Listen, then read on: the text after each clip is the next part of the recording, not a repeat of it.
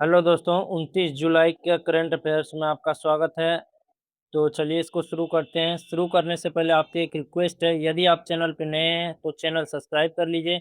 इसका पीडीएफ आपको मेरे टेलीग्राम चैनल पे मिल जाएगा। मेरा इसका लिंक जो है मेरे चैनल के डिस्क्रिप्शन में दिया हुआ है। और यदि आपको अच्छा लगे तो एक कमेंट ज़रूर कीजिएगा, और अगर आपको खराब लगे तो भी कमेंट कीजिए कि ये अच्छा नहीं लगा। अच्छा लगे तो भी कमेंट कीजिए। लाइक करना, अगर अच्छा लगे तो ही लाइक कीजिएगा। तो चलिए शुरू करते हैं। पहला क्वेश्चन है हमारा, हाल ही में यूनेस्को में कितने स्थलों को खतरे वाली सूची में शामिल किया गया है? तो इसमें टोटल 6 स्थलों को इसमें जो है शामिल किया। पहले 6 वो स्थल देख लेते हैं, उसके बाद यूनेस्को का पोस्टमार्टम करेंगे। पहले 6 स्थल कौन-कौन से हैं? तो वो 6 स्थल हैं, मतलब वैश्विक लेवल पे हैं। अब बात करते खतरे की सूची का क्या मतलब हुआ? खतरे की सूची का मतलब हुआ कि वो जगह जो युद्ध, प्राकृतिक आपदाओं और जलवायु परिवर्तन से वो उस वहाँ पे वो खतरा उत्पन्न होगा। इसलिए उन उन जगहों को यूनेस्को जो है अलग से इसको जो है नामित करता है, ताकि इसको एक्स्ट्रा प्रोटेक्शन दिया जा सके। वो 6 जगह कौन-कौन से हैं पहले देखिए। पहला टोरिका चेरसोम चेरसोमिनिज का प्राचीन शहर जो कि यूक्रेन में है। पेराम पेरामरीवो का ऐतिहासिक आंतरिक शहर सूरीनाम। टायर लेबनान में। बोमा बेंडिगलो माइग्रेटरी लैंडस्केप दक्षिण सूडान में। माउंट अमेल कैसल लेबनान में। सेब सेबेस्टिया फिलिस्तीन, ये सेबेस्टिया कहाँ है? फिलिस्तीन। ये 6 को जो है जो कि डेंजर सूची में शामिल किया गया। अब हम यूनेस्को का पोस्टमार्टम करते हैं।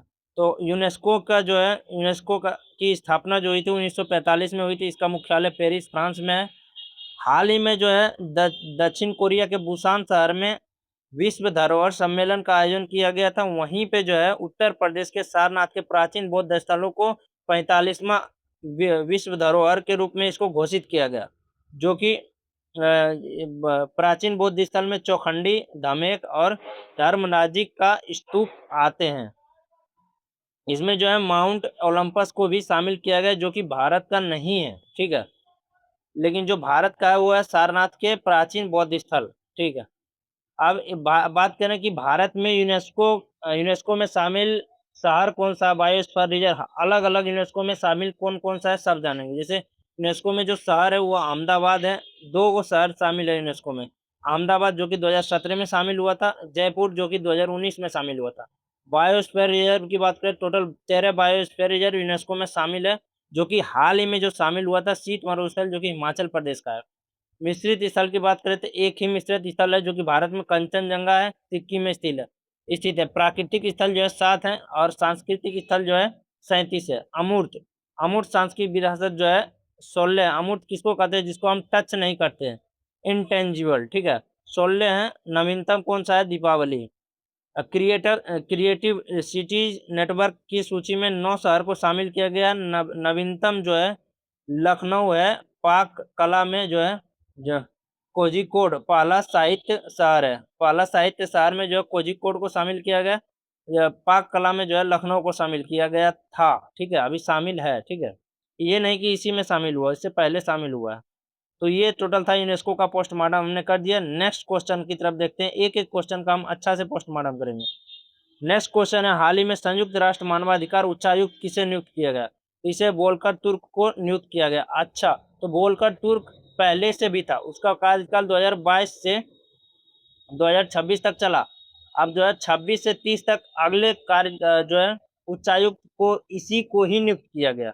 अब अब हम संयुक्त राष्ट्र मानवाधिकार उच्चायुक्त जो है वोल्कर तुर्क को नियुक्त किया। इसके ओपोजिशन में बहुत से लोग जो है वो देश थे जो अभी युद्ध में फंसे हुए हैं। वो क्योंकि ये जो वोल्कर तुर्क है ना, ये युद्ध को बहुत ज़्यादा मतलब उसका अपोज करते हैं। जो कोई भी देश हो, बड़े से बड़े धनवान देश हो, कोई मैटर नहीं करता, रिच देश हो, उसका ये अपोज करते हैं। अमेरिका, तुर्की, रूस यूक्रेन वॉर चल रहा है, अमेरिका इजराइल वॉर चल रहा है, तो ये सब उसका वोल्कर तुर्क इसका क्या करते हैं? अपोज करते हैं। इसी कारण इन लोगों ने इसको वोट नहीं किया।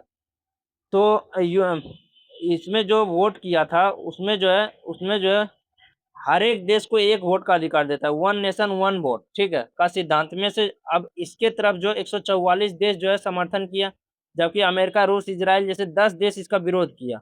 क्यों? सैन्य आक्रमणों के निष्पक्ष रुख के कारण। तथा 13 देश इसने इसमें भाग ही नहीं लिया, हमको वोट नहीं करना, ठीक है। तो इस तरह से बोलकर तुर्क को ही जो है वापस बनाया गया।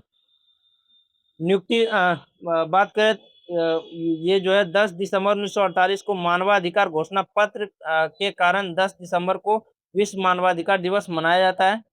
वोल्कर तुर्क को पुनः किया गया था नियुक्त उच्चायुक्त, पुनः पहले ये थे, ठीक है।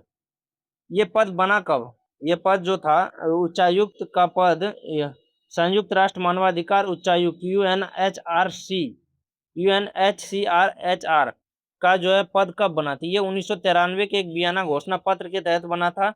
कब? 20 दिसंबर 1993 को इस पद का सृजन किया गया। अन्य प्रमुख नियुक्तियों की बात करें तो यूएन महासचिव कौन है? एंटोनिया गुटारेस।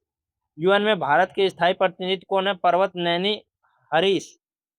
नीति आयोग के सीए अभी जानते हैं बना है अनुराग जैन। ब्रिटेन के प्रधानमंत्री एंटी वर्नहम, ठीक है। हाल ही में नेक्स्ट क्वेश्चन है, हाल ही में जस्टिन ग्रिफ्स टेस्ट क्रिकेट में 5 विकेट मेडन ओवर फेंकने वाले दुनिया के पहले गेंदबाज कौन बने? इसका संबंध किस से मतलब ये है गेंदबाज, इसका संबंध किस देश से है? तो ये वेस्ट इंडीज से संबंध इसे रखता है।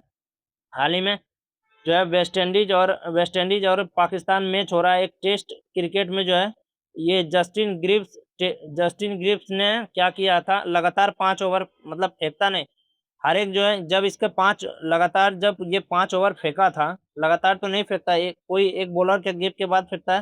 तो जब ये एक के बाद ये एक, जब 5 ओवर ये फेंका था, तो उसने हर एक ओवर तो मेडन लेके गया, मतलब एक भी रन नहीं दिया, और हर एक ओवर में एक एक विकेट भी लिया, इसलिए टोटल जो है 5 विकेट इन्होंने 5 ओवर में लिया और 5 विकेट। ऐसा करने वाले ये इतिहास रचने में पहले खिलाड़ी बन गए हैं, ठीक है। सबसे तेज गेंदबाज है जस्टिन ग्रिफ्स, ठीक है। उन्होंने 5 ओवर में मेडन दिया, 5 ओवर में 5 विकेट भी चटकाया है। नेक्स्ट क्वेश्चन है, हाल ही में समर्थ पोर्टल किसने लॉन्च किया है? तो ये पंचायती राज मंत्रालय ने लॉन्च इसको किया गया है। ये इसके मंत्री कौन है? तो इसके मंत्री है श्री राजीव रंजन सिंह उर्फ ललन सिंह। इसके पास कौन कौन सा मंत्रालय है? तो केंद्रीय पंचायती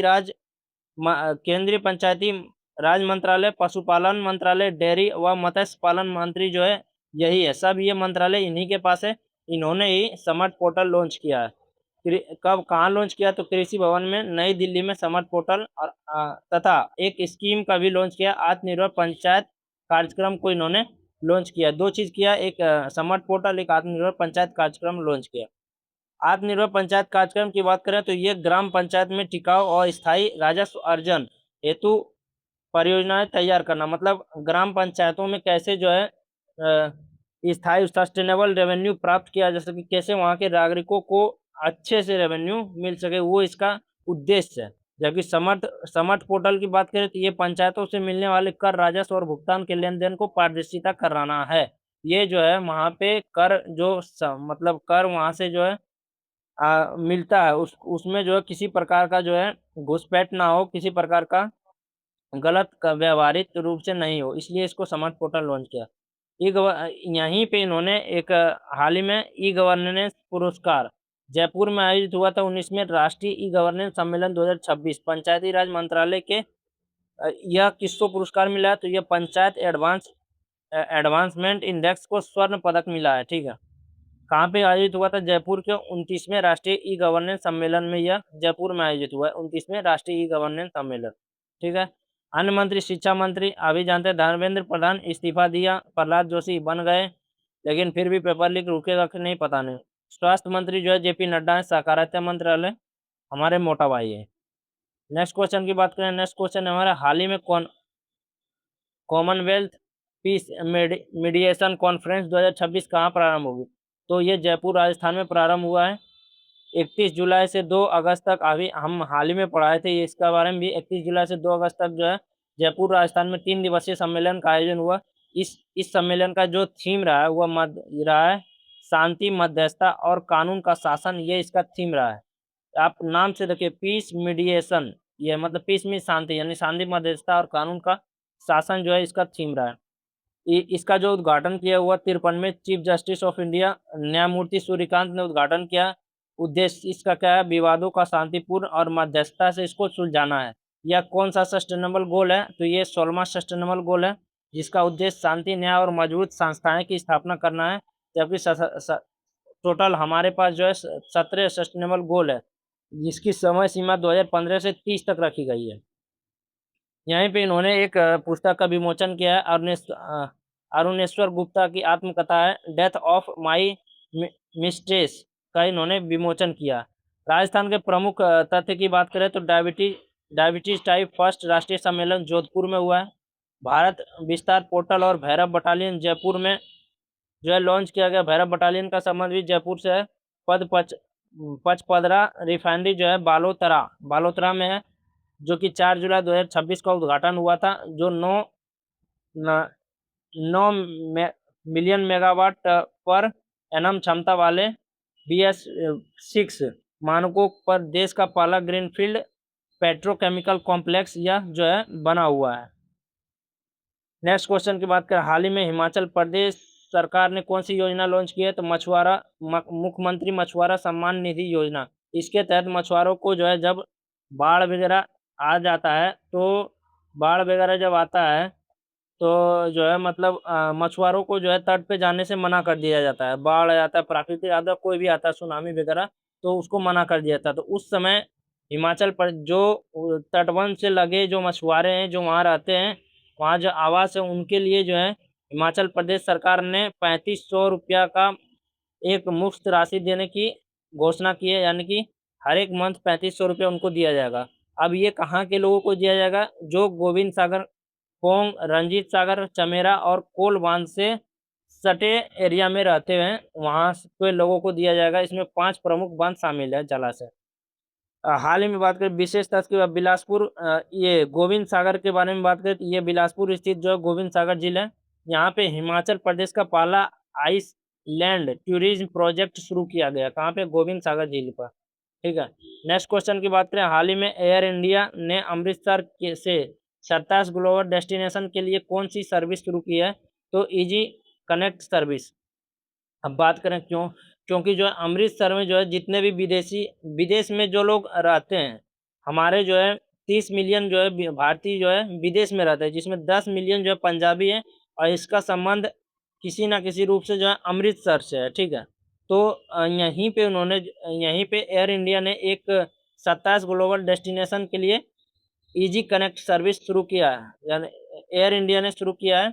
कहाँ पे? कौन सा हवाई अड्डा है? इसका नाम क्या है? वहाँ श्री गुरु रामदास जी अंतर्राष्ट्रीय हवाई अड्डा, अमृतसर, पंजाब में। ठीक है। इजी कनेक्ट सर्विस जो है इसके तहत जो है मतलब यह सेवा जो है यात्रियों को कनेक्टिंग और फ्लाइट्स, इमिग्रेशन व बॉन्डिंग बोर्डिंग जो को सुगम बनाएगी, समझा? तो ये कनेक्टिविटी को सुगम बनाएगी, यानी कि आसानी से टिकट मिलना वगैरह, जो मतलब विदेश जाने के लिए बहुत अच्छा से वहाँ से टिकट उपलब्ध कराना। अगर जो है यात्री का डीजी यात्रा, मतलब यदि यात्रियों के पास इसका लाभ है, तो अगर डीजी यात्रा है तो उसको जो है बायोमेट्रिक एनरोलमेंट की आवश्यकता होती है। अगर नहीं है तो ये मतलब अगर डीजी यात्रा है ना यात्री के पास, तो उसका केवल आप जाइए वहाँ, आसानी से वहाँ पे फाटक पे जो है प्रवेश करने को मिल जाता है। ये खुद ब खुद आपके सब जो ऑथेंटिकेशन कर लेता है आपके सभी इन्फॉर्मेशन को। वर्तमान में जो है उड्डयन मंत्रालय राम मनोहर नायडू ने ही इसका उद्घाटन किया। ठीक है। नेक्स्ट क्वेश्चन की बात करें, 28 जुलाई को दुनिया भर में कौन सा दिवस मनाया जाता है?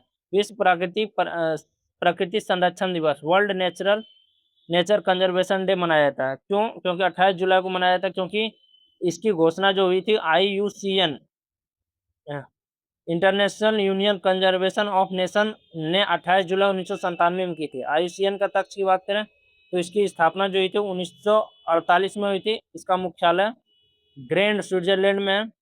ये क्या करता है? संकटग्रस्त जीवों हेतु इसने ये जो है रेड डेटा बुक जारी करता है। ठीक है। वर्ष 2025 की बैठक अबू धाबी में हुई है।